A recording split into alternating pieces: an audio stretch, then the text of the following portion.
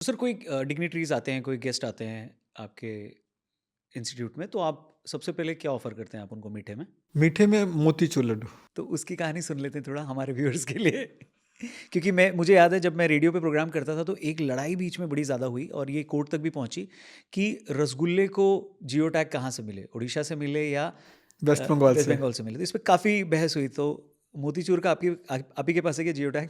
हाँ, देखिए अभी तक तो किसी ने कंट्राडिक्ट नहीं किया। ओके।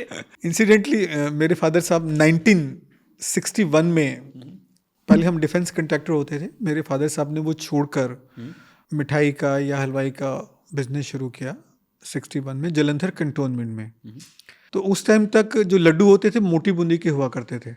तो मेरे फादर साहब को था कुछ डिफरेंट करना है, कुछ नया करना है, तो क्या किया जाए।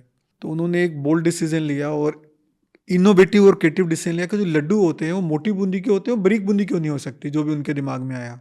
फिर उन्होंने उसकी सो कॉल्ड जो भी टेक्नोलॉजी बनाई या जुगाड़ बनाया, वो झरने होते थे जिससे बूंदी बनती थी, वो स्पेशल डिज़ाइन कराए। तो उससे बारीक बूंदी का लड्डू बनाया और बाद में वो मोतीचूर लड्डू के नाम से प्रसिद्ध हुआ। हुँ, तो वो जो खोज थी वो मेरे फादर साहब की थी 1961 में।